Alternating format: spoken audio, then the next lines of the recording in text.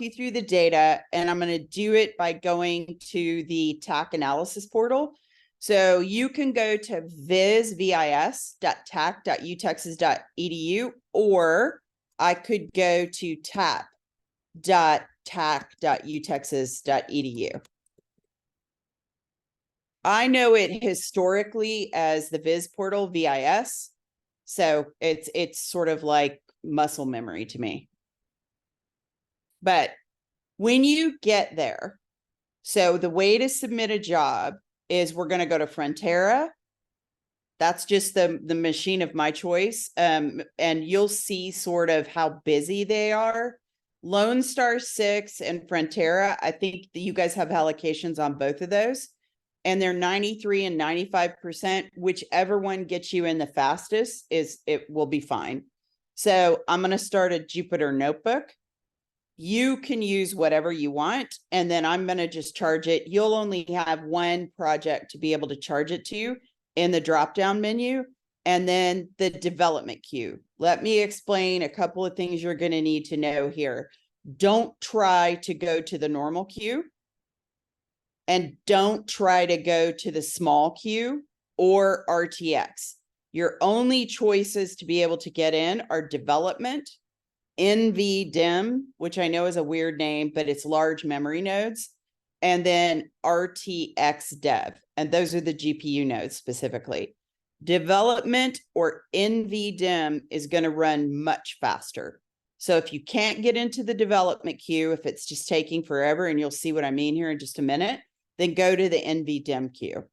Okay. So I'm going to try the development queue.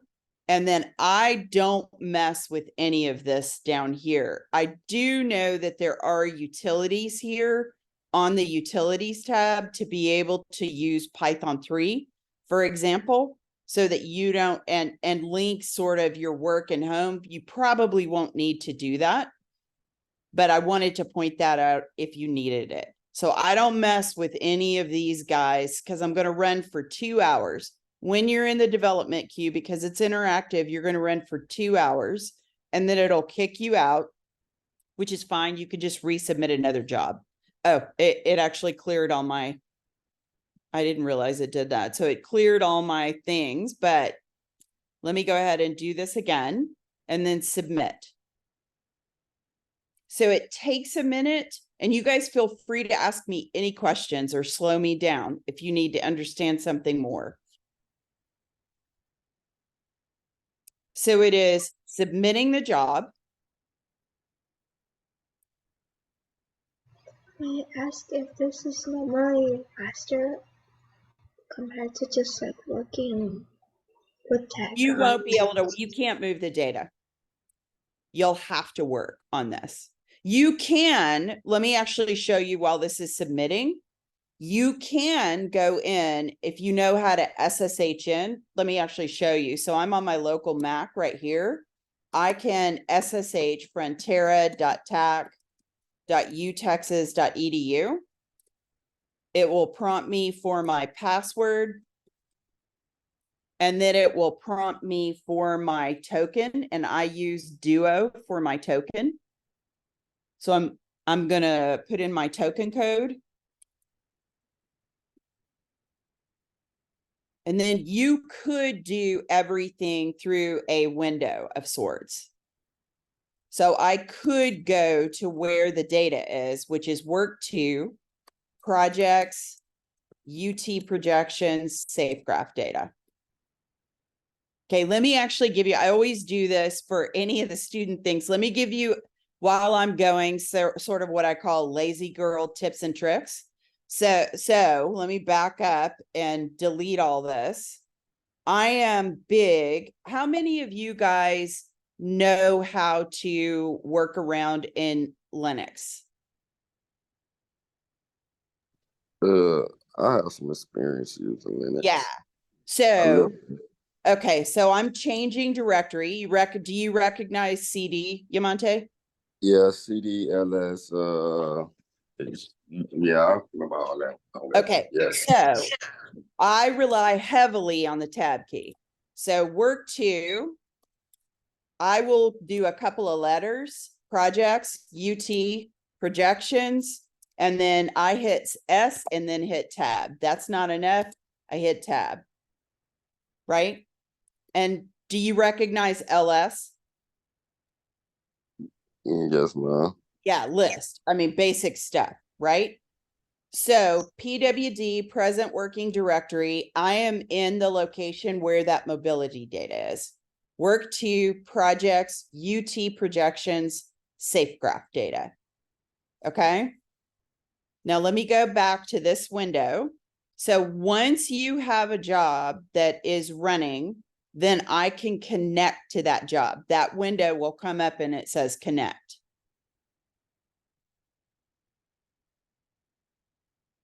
But Lisa, does that answer your question? Yes. Okay, you can feel free, and I go back and forth whenever I work personally. I will go through the Viz portal or the attack analysis portal, same thing. And I will work both in my sort of command line, my command line utility, right? Because sometimes it depends on what I'm faster at. And sometimes what I will do is I will develop in the Jupyter notebook until I get something that works. And then I'll actually create a Python file out of it and I run it from the command line. Okay. So let me go to the actual, I want to get to the window, the terminal prompt. Where is the terminal prompt on here? I think if you press plus, it should give you the. Oh, plus right there. Yeah. Yeah. Thank you. Okay. You can't see me pointing basically, but this guy is really the same as this guy, right? So I'll do PWD. It tells me where I am right now. I'm in my home directory. So let me do the same thing I did there. Work to, projects, UT. And what you can't see is I'm typing a couple of letters and then I do tab to autocomplete. I do an LS. There are two directories that you guys are going to be in. The first is full mobility data. Let's go take a look there. Okay. The primary thing that you are going to be interested in is the directory called weekly patterns. In each of these directories, there is a README file where I tried to put basically the dictionary, which has all the variables, colon, and then what they are. Okay. So this is foot traffic data. This says, for example, we'll take the first one because they're all CSV files. I'm just going to look at the top of that file using head. And then, well, actually, let me back up for just a second. So all of these are directories that have parts to them. So in this particular directory that represents the week of 2/28/2022, these are they're all CSV files. I know they don't have a .csv extension, but these are CSV files. So let's go up to the top and you will see all of the variables for these guys. So place key is just basically an ID. It is a unique ID for places. That is where people went to. Weekly patterns is foot traffic of all people or a sample of people going to different places, and it keeps up where they came from. Okay. And so it goes by place. So that place key, let's say we're looking at all the Whataburgers in Texas. That place key would be a unique identifier for a particular place at a particular location. If that place was part of a brand, think of brands that have a bunch of different, I think like Kohl's and TJ Maxx and all of those guys are owned by the same parent company. That would be your parent place key. It is the brand that owns that particular guy. Then you have the location name, the street address, city, region is state in the US, postal code, country code. So remember that I said I only have US and Canada. And then the Safegraph brand IDs, the brands, the date range. You already know the date range. It's the week of 2/28/2022 to the end of that week. And then you have what's called raw visit counts, raw visitor counts. So raw visit counts is that's the number of raw visits we saw at that place on that given day. That's a count. So that would be visits, not visitors. They are distinguished. Visits could be by, you could have multiple visits by the same person. Raw visitors is unique visitors that came into that location. Okay. But that is sampled. That's important. I'll come back to that. Then I have any way you want to do it. Visits by day, visits by each hour. Because remember, this represents a week. So we can go down and if you guys can see kind of this highlighted, that happens to be the River of Life Assembly of God Church. That's the place key for this guy, right? He has no parent place key. That's the address. That's the date time that it represents, 2/28 to 3/7. And then I had raw visits of 32, raw visitors, unique visitors of 15. And then it had visits by day. And the way it does it is these guys are in JSON strings. So every row of these CSV files is a place. Okay. And so all of the by day or by hour is going to be JSONified because you only have one entry for a given place per week, if that makes sense. Okay. Then this one is, I think, visits by each hour. So for the whole week, it's going to go by hour, the number of visits that was at that location. And it's starting from midnight? I Then- think so. Yeah. Yeah, Okay. I think so. Okay. Now, then we have the place of interest census block group. This is the ID for the census block group for River of Life Assembly of God Church. Census block groups are about the size of zip codes. They are not a one-to-one match. So you see we have a zip code up here, I believe. Did we? Postal code. So it's in the postal code 50316. But the census block group is this guy right here. You're going to need that census block group to do any estimates about the population, because you're going to need to actually adjust these raw visits and raw visitors to get some estimate of what your population looks like that came there. Okay. Then we have visitor home census block groups. So this is super interesting, actually. So let's take these guys. So this next one is, these are all the census block groups from which these visitors came from. Okay, so that will tell you basically where are people coming from to visit my place of interest.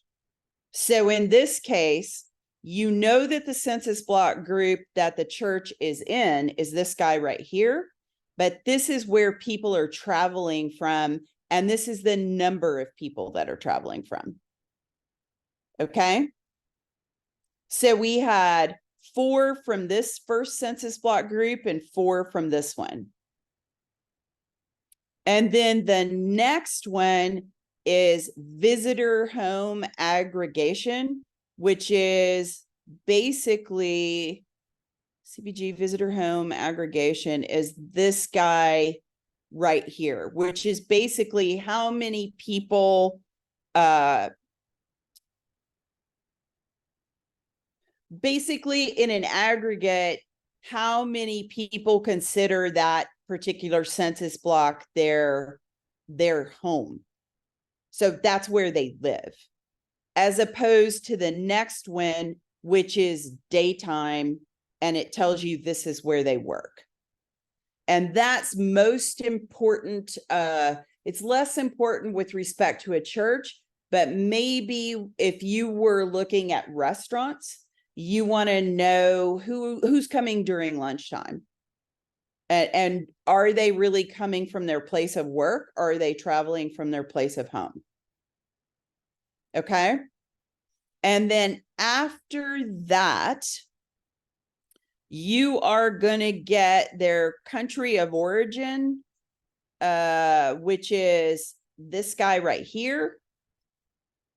That's your visitor country of origin. And then you're going to get them the distance from home, which is a median distance from home.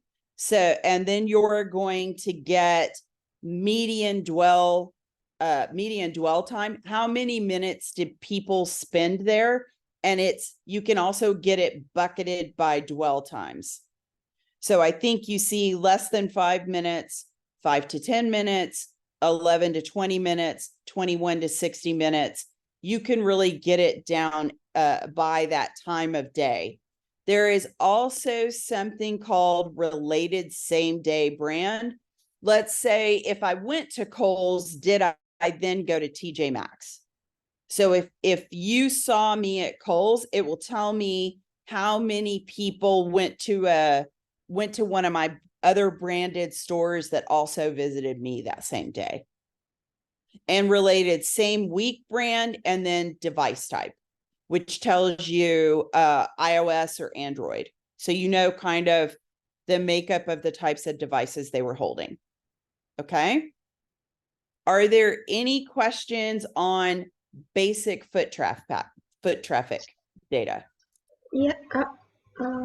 Yes. So, where are the consensus block group? Do we know? Where are the what? For the consensus block group. Oh, yeah, I'm going to show you that for the census block group data. I'll go over that.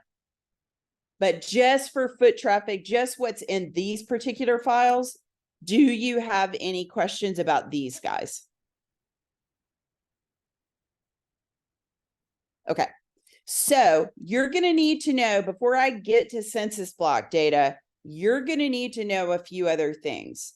One is you're going to need to know some normalization stats, okay? And I also have a README in here that says the year for which this, what this represents, year, month, day, the region, the country code. This tells you total visits, total devices seen, total home visits, and total home visitors. So this is all going to be at the state level. Okay. So if you wanted to know at the state level, kind of what was going on with sporting events or mass gatherings, you're going to need to sort of adjust by these numbers. Now, as opposed to, hang with me, I think it's called home panel summary. This is the one that you're going to need to use to get an estimate. And some of what I put in Discord has some notebooks about how to get an estimate of actual people. Remember, I told you there was raw visits and raw visitors, and from which census block group people came from in the foot traffic pattern, the weekly patterns. This tells you about the census block group. This is a sample size. So again, the date range, but they're all named consistently. I should point that out. So for 2022, February 28, 2022, it is named exactly the same. So if you go into neighborhood patterns, you will pick up that week. And so let's go back in, let's go into the README again. What you're going to be concerned about is this, the number of devices. So that it's by census block group, and we'll go into the file. And let me see if I can make this a little wider so it doesn't scrunch all up. But census block group, so by census block group, this is the number of devices that we sampled in that week that live in that census block group, versus the number of devices that we sampled in that week that work in that census block group. Okay.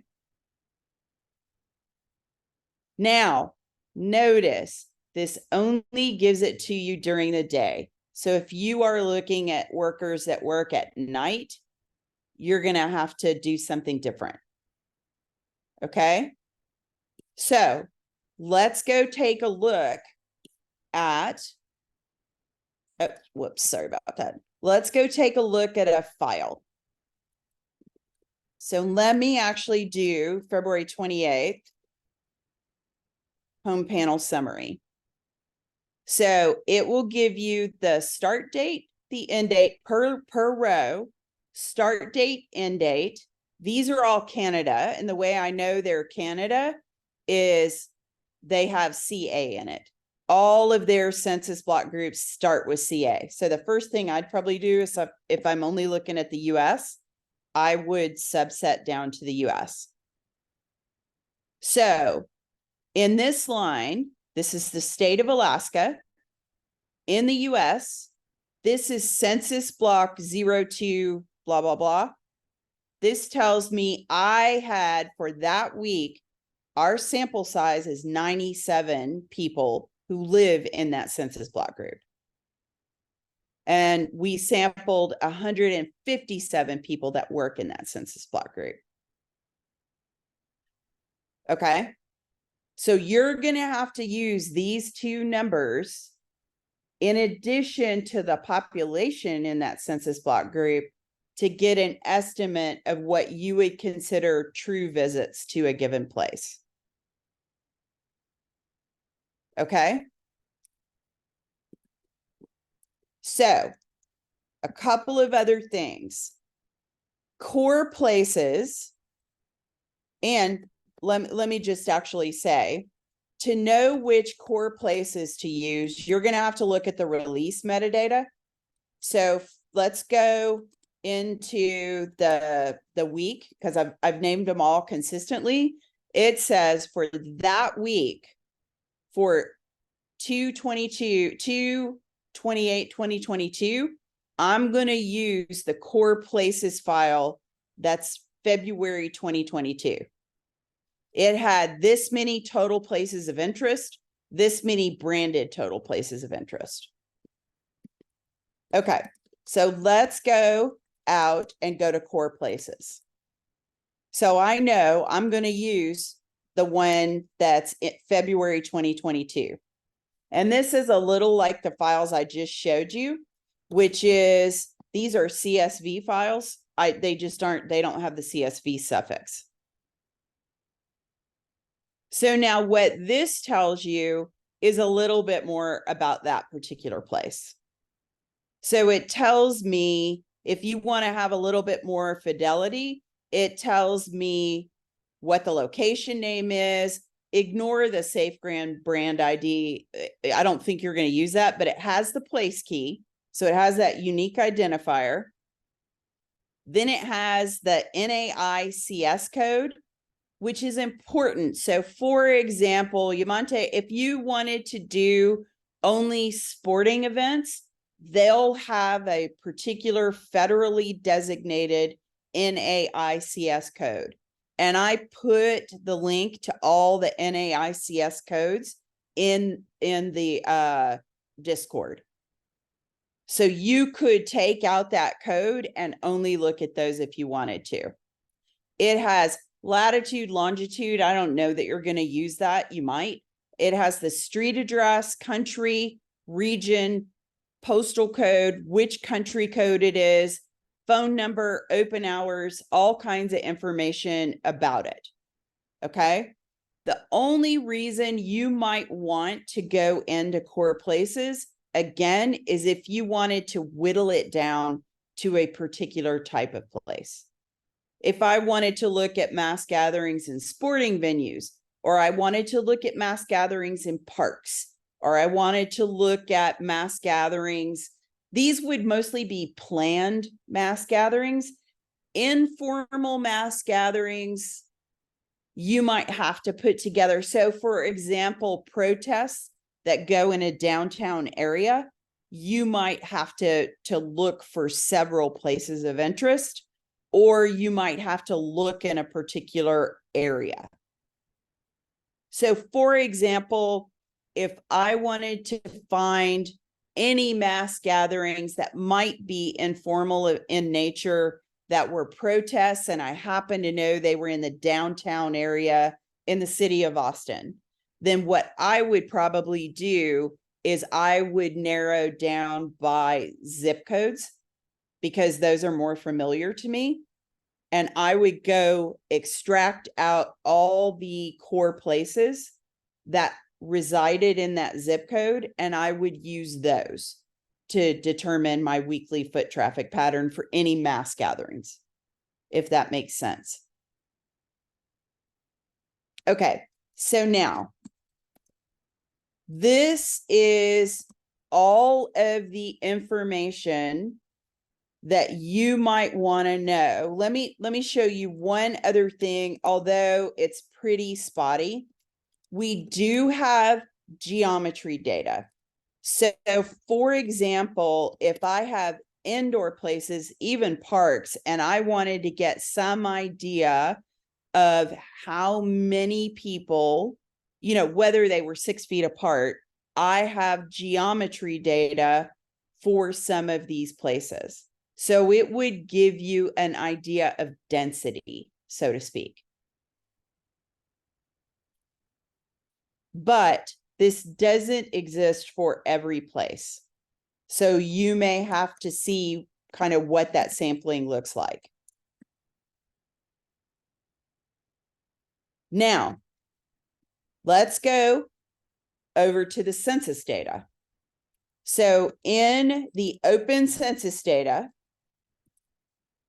we have all of, and I would use 2019. So go into 2019, and then it has metadata. These are not particularly, they're a little bit hard to see, but if you go into the census block group field, CBG is census block group. If you go in, it tells you what table all of these things are in. So by census block group, for example, if I wanted to find sex by age, age and sex, total population, then it tells me what table to go look at. Okay. As opposed to having males 22 to 24 years, then I would go look at this particular table. Does that make sense? So then, knowing what table, then I'm going to go back into the data and I'm going to go to that table. So hold on just a second. Let me go back over to metadata. Let me do the field descriptions. And let me just pick out a random table. Okay.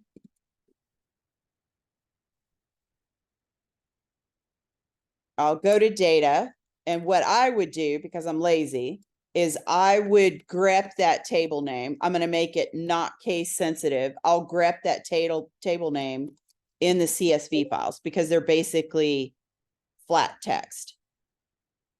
So it tells me that it's in CBG_B01.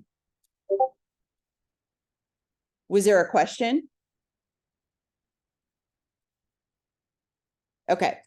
So if I go into CBG B01, then that's where my table is going to be. That's where that table and all its subtables is going to be.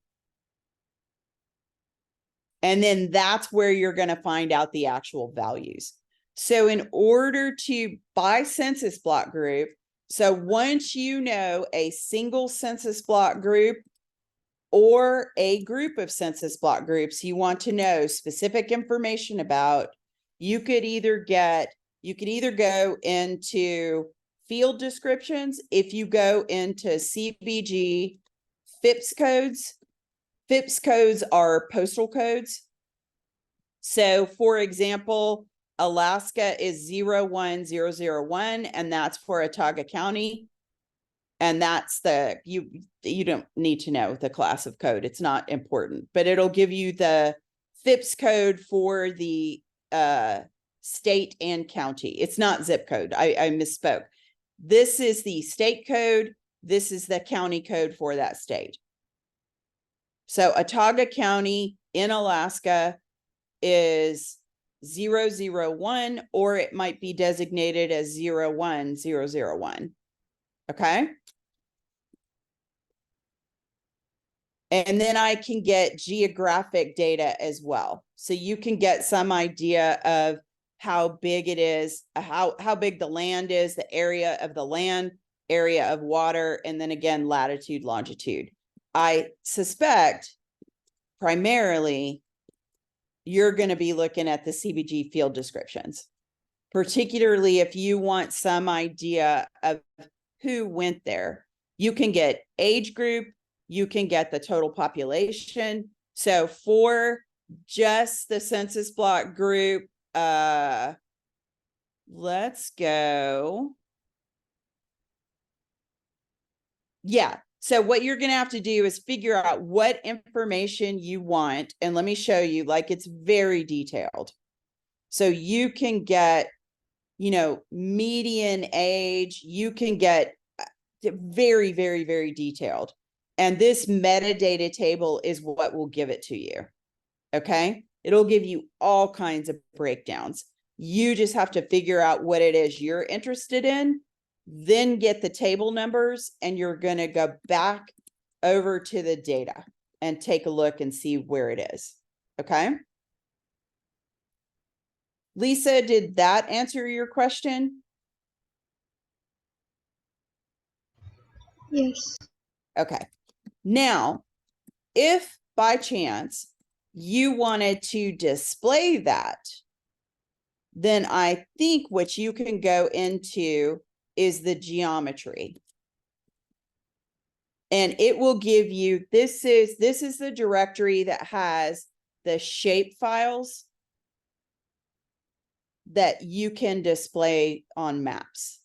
So if you wanted to show all your census block groups, however you wanted to do it, this will give you shape files for that.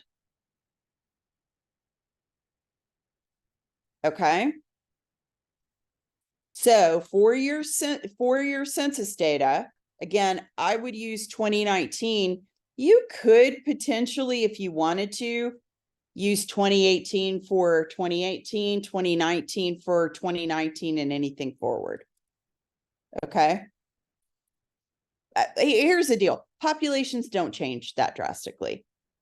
Now, what we will see, you might have noticed that post-COVID, we have a drastic change in the population. Populations don't change in the absence of acute events, either wars that happened in country or wars in which mass casualties happen, or infectious disease or something bad happened. And so for the rest of the time, that's why they sample the population every 10 years and update it sort of periodically in between, is because populations don't change that much. Okay. So if it were me, I'd probably stick to 2019 just to make things easy. Okay. So that is all your mobility data, and that's all the census data. So let me stop share and let's talk about ideas that you might have